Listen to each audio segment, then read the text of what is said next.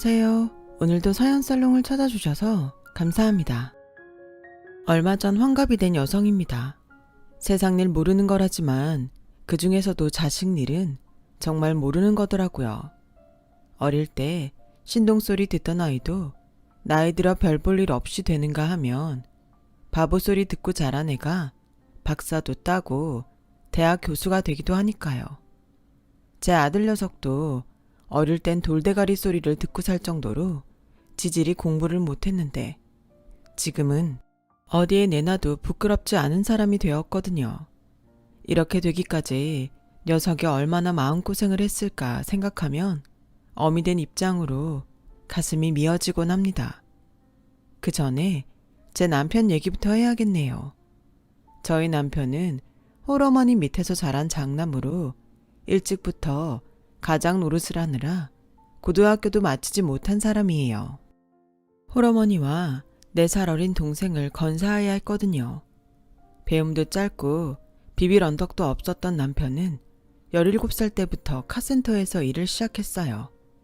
성격이 좋아서 늘 허허실실 웃고 사는 사람이라 걱정이 없어 보이지만 속은 까맣게 타버린 사람이죠.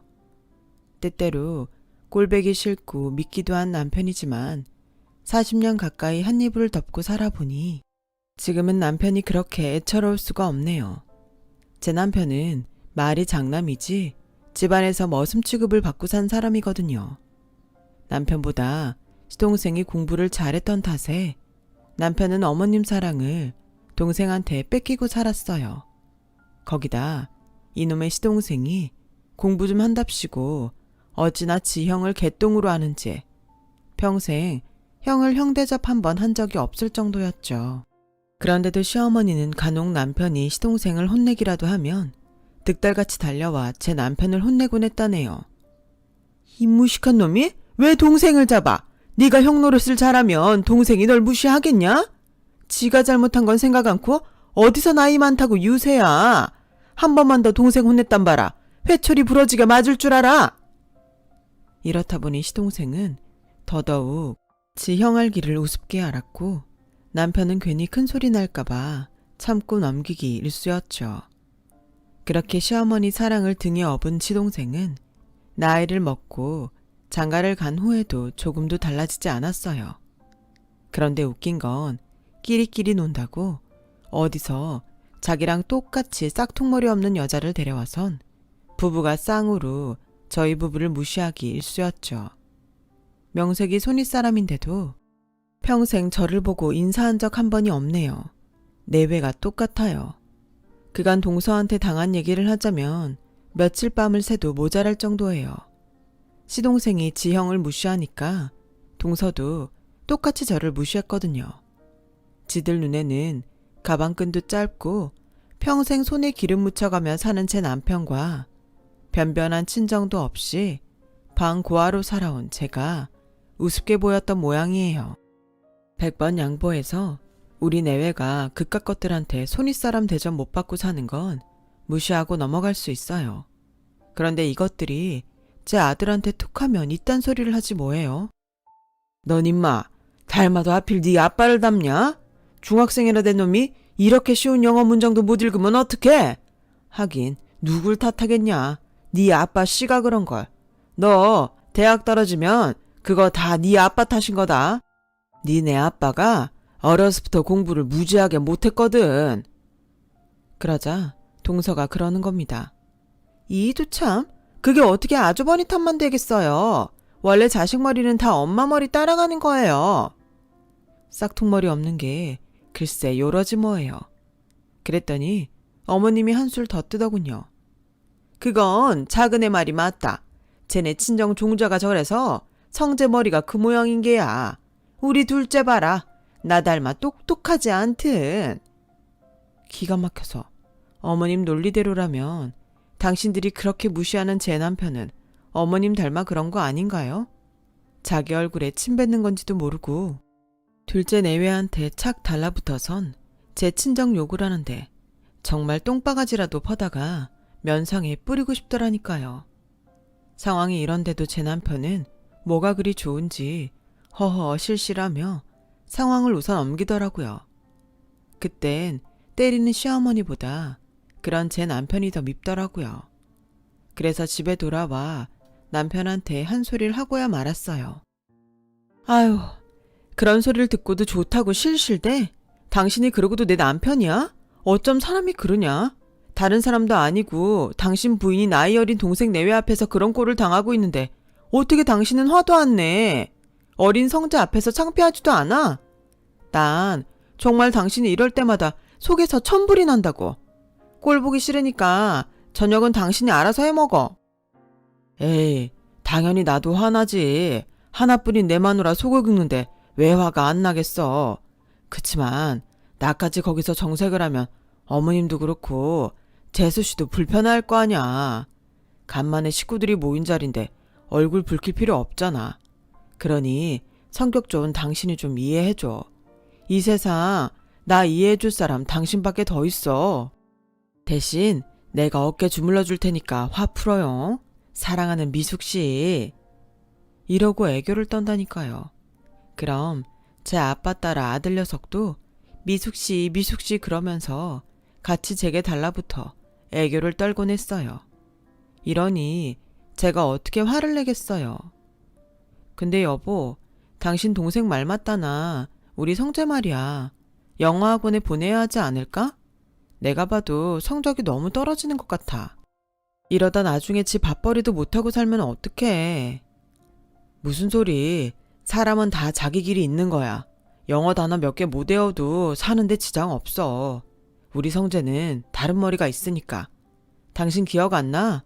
성재 6살 때 슈퍼에 가서 물건 사고 동계산도 척척하고 그랬잖아. 저놈은 딴 건 몰라도 돈은 무지하게 잘 벌 놈이야.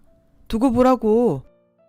남편은 아들 공부 얘기만 나오면 늘 삼천포로 빠지곤 했어요. 이럴 때마다 저는 속이 타들어가는 것처럼 답답하기만 했죠. 학교 성적이 바닥을 기는 제 아들과 달리 아들보다 1살 어린 시동생네 딸은 전교 1등을 놓치는 적이 없을 정도로 공부를 잘했어요. 그랬더니 여기 집에도 사촌 오빠인 제 아들을 무시하기 일쑤였죠. 강남 엄마 뺨치는 목동 치맛바람으로 유명했던 동서는 딸내미 공부를 위해서라면 물불 안 가렸어요. 시동생 벌이가 좋기도 했지만 동서 친정이 엄청 잘 살아서 유명한 학원 강사가 운영하는 소수 정예반에도 척척 넣어주고 수행평가만 따로 봐주는 과외 선생도 붙여주곤 했거든요. 요즘은 개천에 용나는 시대가 아니라 돈이 용을 만드는 시대라잖아요. 저희 시동생네를 보면 그 말이 틀리진 않다는 생각이 들 정도였죠. 부모가 투자해 공부시킨 자식이랑 밥 잘 먹고 튼튼한 게 다라고 생각하는 부모 밑에 자란 애랑 왜 차이가 안 나겠어요. 안 봐도 비디오죠. 예상대로 제 아들은 대학 시험에 똑 떨어지고 말았어요. 그랬더니 어머님이 그러시대요. 내 그럴 줄 알았다. 애초에 네가 대학에 들어가면 그게 이상한 일이지. 니네 외가종자가 그 모양인데 어떻게 네가 대학에 들어가겠냐? 아주 잘 떨어졌다. 잘 떨어졌어. 어머님, 무슨 말씀을 그렇게 하세요? 잘 떨어졌다뇨. 아무리 우리 성재가 못 믿어오셨어도 그렇죠. 지금 제 심정이 오죽하겠어요? 위로는 못해줄 망정 이러시면 안 되죠. 어머 형님, 성재 대학 떨어진 건 누구나 예상한 일인데 왜 어머님께 화풀이를 하세요? 그러게 형님이 진작 얘한테 신경 좀 썼더라면 좋았잖아요. 손 놓고 있다가 대학 떨어졌다고 속상해하는 거 좀 웃기네요. 솔직히 성재 같은 애는 고등학교 졸업하는 것도 감지덕지 아닌가요? 일찌감치 경쟁에서 밀린 애인 건 누가 봐도 확실한데 말이에요.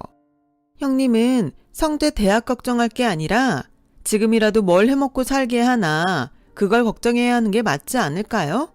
성재가 내 자식이라면 저는 밤에 잠도 안 올 것 같거든요. 이봐 동서, 말이면 단 줄 알아? 남도 아니고 작은 엄마란 사람이 어쩜 그런 소리를 할 수가 있어. 우리 성재가 뭐가 어때서? 공부 좀 한다고 우더름 보고도 고개 빳빳이 쳐들고 있는 지영이보다 100배 1000배 나아. 두고 봐. 길고 짧은 건 대봐야 한다고 우리 성재가 나중에 어떻게 되는지 두 눈 똑바로 뜨고 보라고. 그걸 꼭 봐야 하나요? 괜히 오기 부리지 마시고 포기할 건 일찌감치 포기하고 사세요. 형님이 자꾸 그러시면 자격지심으로 보인다고요. 제가요, 그날 일은 죽을 때까지 절대 못 잊어요. 아무리 지 딸이 공부 좀 하기로서니 남의 자식 앞에 두고 어쩜 그딴 소리란데요. 그런데 웃긴 건 제가 동서한테 라이트 훅에 레프트 훅, 어퍼컷까지 연타로 두드려 맞는데도 이 곰탱이 같은 부자는 표정 하나 안 변하고 밥을 먹고 있지 뭐예요.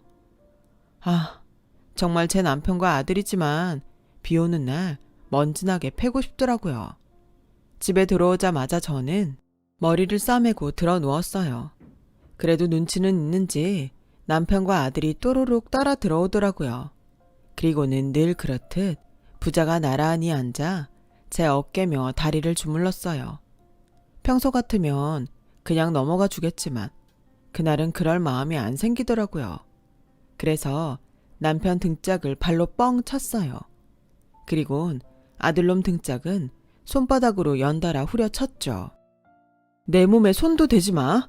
이런 미련 곰퉁이 같은 부자야. 거기서 밥이 넘어가디? 그딴 소리를 듣고도 목구멍으로 밥이 넘어가더냐고. 아주 밥 못 먹고 죽은 귀신이 붙었지.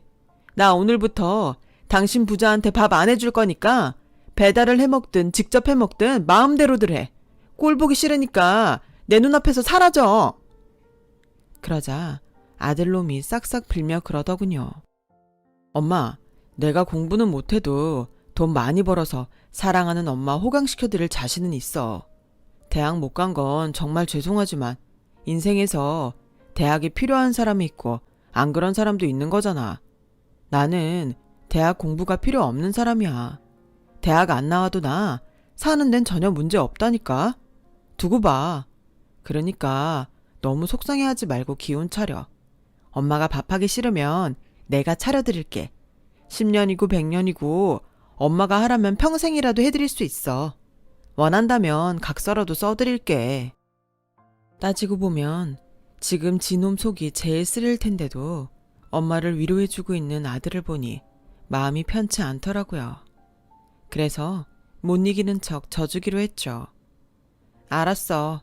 대신 엄마 호강시켜준다는 약속 꼭 지켜야 돼. 집도 사주고 멋진 차도 사줘. 그럼 용서해줄게. 당연하지. 집이랑 차만 사주겠어? 내가 해외여행도 시켜줄게. 하지만 아들의 이런 약속은 쉽게 지켜지지 않았어요.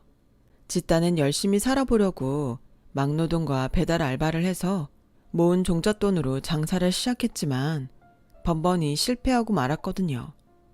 그러는 사이 시동생네 딸은 미국에 있는 명문대에 들어갔고 시동생 내외는 전보다 더 목에 힘을 주고 저희 집을 무시하곤 했어요.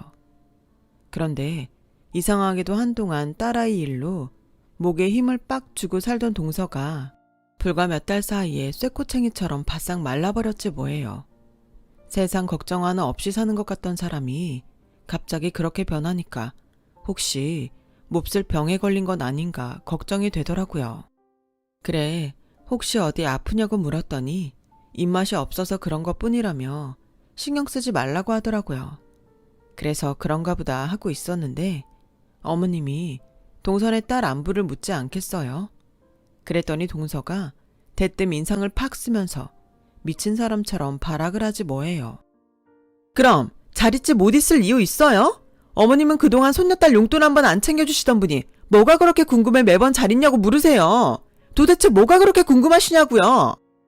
아니 작은애야, 내가 뭐라 그랬다고 그렇게 화를 내니? 난 그저 어린 게 혼자 타지에 나가 있으니까 걱정이 돼서 안부 좀 물은 것뿐인데 그게 그렇게 잘못한 거냐?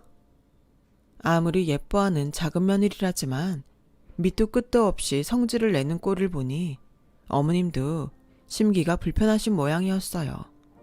그때였죠. 시동생이 무서운 얼굴을 하고 와서는 동서 팔을 끄드러 잡곤 바로 나가지 뭐예요.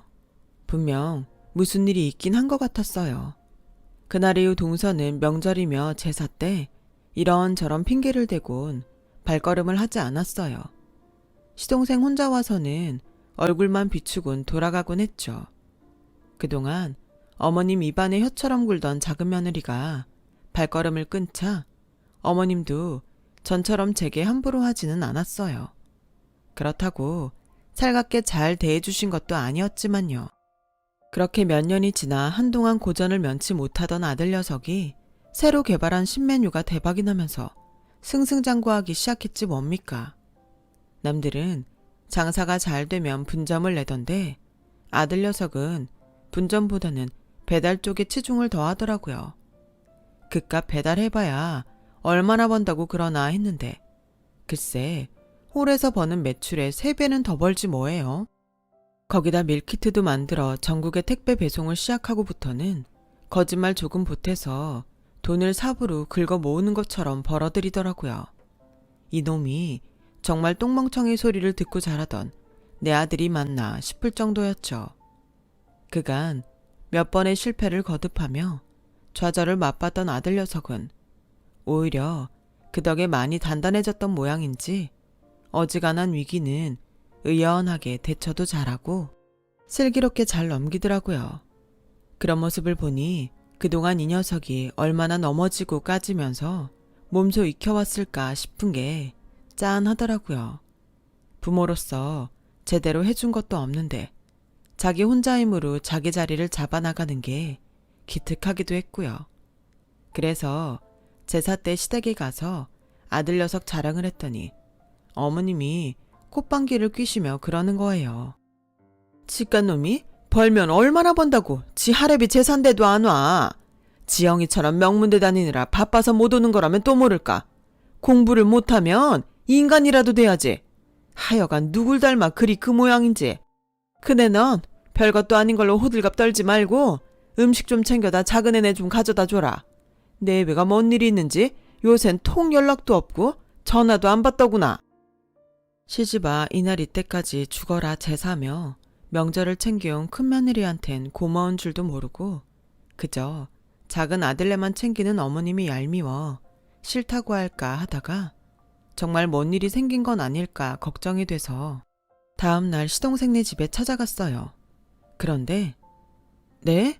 그런 사람이 안 산다고요? 그럴 리가 없는데? 한동안 시댁의 발길을 끊고 살던 시동생네가 이사를 가고 없더라고요. 그래 전화를 걸어봤더니 시치미를 떼곤 여전히 그 집에 살고 있는 것처럼 굴더라고요. 동서, 나 방금 동서 집에 갔다 나온 참이야. 도대체 어디로 이사를 간 거야? 소리 소문도 없이. 어머님이 제사 음식 전해주라고 하셔서 그러니까 이사간 집 주소 좀 문자로 보내줘. 됐어요. 형님네나 실컷 드세요. 그깟 거 가져와봤자 우리 집 식구들은 손도 안 대요. 어머님께는 제가 곧 찾아뵙겠다고 전해주세요. 동서는 제 할 말만 하고는 전화를 끊었어요. 하는 꼬라지를 보니 괜히 걱정했다 싶더라고요.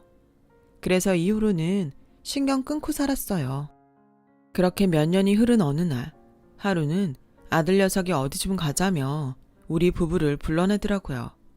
그래서 아들을 만나러 나가보니 글쎄 대뜸 이러지 않겠어요? 엄마, 이 건물 멋지지 않아? 1층엔 내 식당을 차리고 2층 원룸들은 새를 놓고 3층은 엄마 아빠가 쓰고 4층은 나랑 내 와이프가 쓸 거야. 여름엔 옥상에서 고기도 구워 먹고 엄마 좋아하는 꽃도 심고 어때? 얘가 뭘 잘못 먹었나? 이런 건물이 얼만데 이런 거 사려면 앞으로 10년 아니 30년을 벌어도 어림없어. 난 손바닥만 해도 좋으니까 내 집 사서 하루빨리 남의 집살이나 면했으면 소원이 없겠다. 고작 이딴 소리 하려고 나오라고 한 거야. 엄마, 손바닥만한 걸로 성이 차겠어? 적어도 이 정도 건물은 돼야 사랑하는 우리 미숙씨 집 없는 서름도 한 방에 날리지. 안 그래? 이거 이제 우리 건물이야. 이 아들이 5년간 뼈 빠지게 벌어서 산 우리 건물이라고. 내가 그랬잖아. 내가 공부는 못해도 돈 벌 자신은 있다고. 엄마, 이제 남의 식당 나가서 일 안 해도 돼. 엄마 죽을 때까지 내가 벌어다 줄 테니까 엄만 좋아하는 꽃 구경도 다니고 친구들이랑 맛집도 다니면서 인생 좀 즐기세요. 내가 차도 사줄 테니까 아빠는 기사로 부리고 사시고요. 이야, 우리 미숙씨 아들 덕분에 말년에 꽃길 걷겠네. 아들 녀석 말에 너무 좋아서 눈물이 다 나더라고요. 손바닥만한 집도 아니고 4층짜리 건물이라니 꿈인지 생시인지 구분이 안 갈 지경이었어요. 그건 남편도 마찬가지더라고요. 마른 침만 꿀떡꿀떡 삼키고 나선 이야 감탄사만 연발하더군요. 그렇게 우리 부부는 평생을 벌어도 벗어날 수 없었던 남의 집살이를 아들 녀석 덕분에 청산할 수 있었어요. 얼마 뒤 이 소식을 들은 시어머니는 믿을 수 없다며 시동생 내외와 함께 집으로 찾아왔더라고요. 직접 눈으로 확인한 시어머니는 당신을 부축하고 있던 동서 손을 뿌리치곤 제 남편 손을 덥석 잡더니 인자한 표정으로 그러시더군요. 예, 큰애야, 네가 그동안 고생이 많았다. 내가 이 날을 얼마나 기다렸는지 모른다. 그래도 네가 명색이 장남인데 늘 동생한테 눌려 사는 거 보는 게 애미로서 여간 힘들었던 게 아니다. 그래, 내 방은 어디에 있냐? 그 말에 순간 숨이 턱 막히는 것 같았어요. 그동안 돈 없고 가난하다고 그렇게 무시하고 멸시하시더니 건물 샀다고 하자 당신부터 모시라니 정말 염치도 없더라고요. 남편이 대답을 못하고 우물쭈물했더니 됐다. 방이야 올라가서 내가 보고 그때 정해도 될 일이니까. 그건 그렇고 건물에 방도 많을 텐데 작은 애네도 같이 살면 안 되겠냐? 이건 또 뭔 소린가 싶었어요. 남는 게 돈이라고 떵떵거리며 사는 시동생이 우리 집에 들어와 살다뇨? 그런데 어머님 말이 떨어지기가 무섭게 시동생이 비굴하게 웃으며 그러지 뭡니까? 그래요 형. 명색이 장남인데 동생 위에 그 정도도 못해줘? 그동안 내가 형 대신에 집에 돈도 많이 쓰고 살았잖아. 이번엔 형이 간만에 형 노릇 좀 해봐. 어머님도 이렇게 바라시는데. 그래요 아주버님. 솔직히 지금까지 저희가 잘 산다는 이유로 집안 행사며 어머님 댁 보수공사 할 때도 저희가 독박 쓰다시피 한 거 기억하시죠? 그 정도 했으면 저희한테 한 층 정도 내주셔도 과하지 않을 것 같은데요? 동서, 그게 무슨 소리야. 동서네가 시댁에 하면 얼마나 했다고 생색이야. 우리가 아무리 형편이 어려웠어도 지금껏 장남떨이 못한 적 단 한 번도 없어. 명절이며 제사 음식 할 때도 내 주머니에서 돈 나갔지 동서 돈 받아 쓴 적 없다고. 혹여 동서가 돈을 냈다면 그건 어머님 주머니로 들어갔겠지. 그걸 우리한테 보상하라고 하는 건 번지수가 틀린 거 아니냐고. 그리고 어머님 댁 보일러 새로 바꾸고 겨울에 수도 동파돼서 보수공사 할 때도 이이가 직접 가서 사람 불러 고쳐드리고 왔었어. 그런데 도대체 동서네가 뭘 얼마나 썼다고 이러는 건지 모르겠네. 그리고 다들 뭘 좀 잘못 알고 계신 모양인데요. 이 건물 이 돈으로 산 거 아니에요. 내 아들 성재가 손에 물집 잡히고 팔목에 화상 입어가며 한여름에도 팔팔 끓는 기름통 앞에서 음식 튀겨 번 돈으로 산 거라고요. 그런 애를 무식하다 멍청하다 온갖 수모 다 준 사람들이 무슨 낯짝으로 내 아들 건물에 들어와 살겠대요? 이게 무슨 개벽다귀 같은 소리냐고요. 전요 절대 그런 꼴은 못 봐요. 그간 내 새끼가 당한 수모를 생각하면 자다가도 벌떡벌떡 일어날 판인데 미쳤어요? 그러니까 일찌감치 꿈 깨시고 지금껏 살던 대로 그렇게 살라고요. 한 번만 더 그딴 소리 꺼내봐라.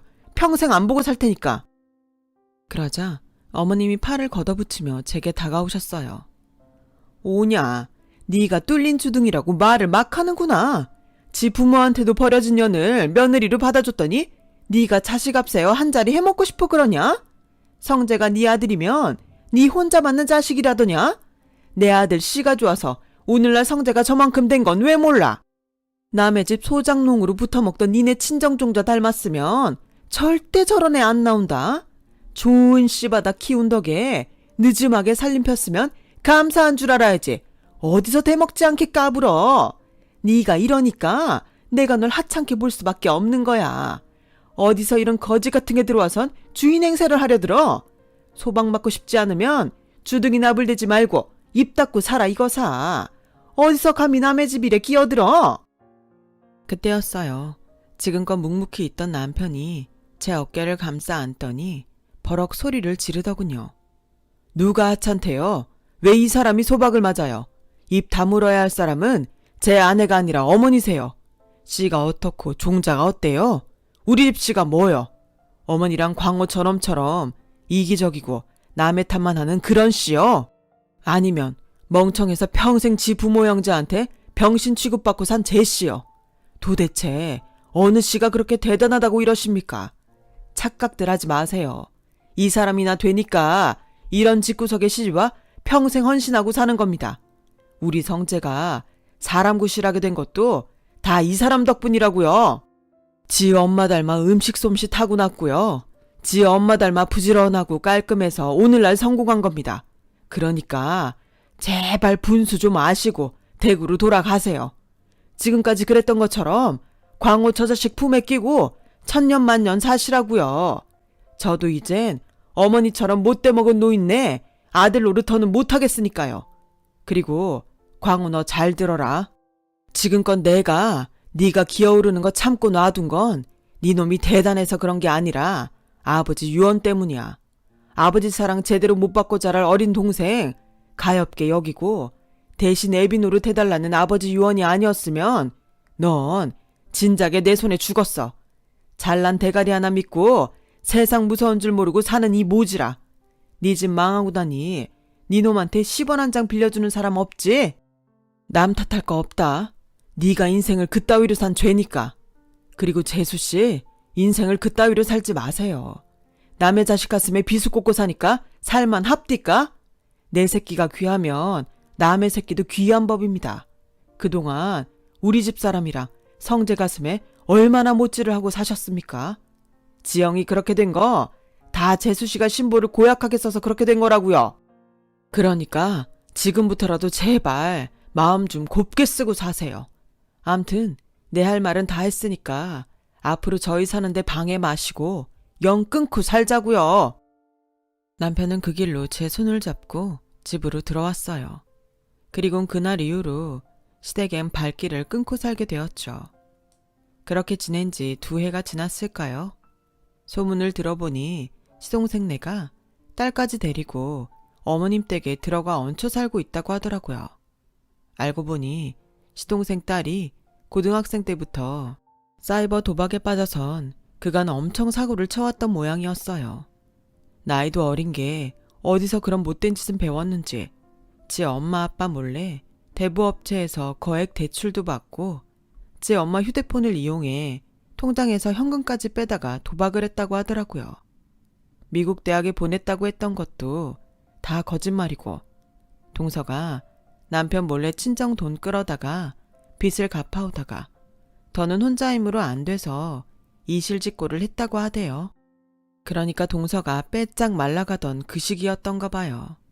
딸내미가 지 아빠 주민등록번호로 불법 도박 사이트에 가입해 도박을 하는 바람에 시동생은 회사에서도 잘리고 퇴직금까지 탈탈 털어서 빚을 갚았다는데 액수가 얼마나 크던지 집까지 팔고 난리를 쳐서야 겨우 막을 수 있었다더군요. 현재 지영이는 정신과 치료를 받고 있다고 하더라고요. 친정 아버지가 돌아가셨는데도 딸 공부에 방해될까봐 외할아버지 장례식에도 못 오게 했던 동서는 이제야 자기가 딸 인생을 망쳤다며 울고불고 했지만 이미 물은 엎질러진 후였어요. 이제라도 딸애를 보다듬고 살며 애가 정신을 차리도록 옆에서 지켜보는 수밖에 없는 거죠. 자식을 낳는 건 쉬워도 온전한 인간으로 키워내는 건 세상 무엇보다 힘든 일이 아닌가 싶네요. 부모 노릇도 자식 노릇도 쉬운 게 아니지만 인생 마무리까지 잘할 수 있도록 좋은 마음 좋은 뜻으로 살아보렵니다. 긴 제 사연을 들어주셔서 감사합니다. 항상 건강하세요. 여러분, 사연 댓글에 응원과 현명한 조언 부탁드려요. 좋아요와 구독은 저에게 큰 힘이 됩니다. 오늘도 좋은 일 가득하세요.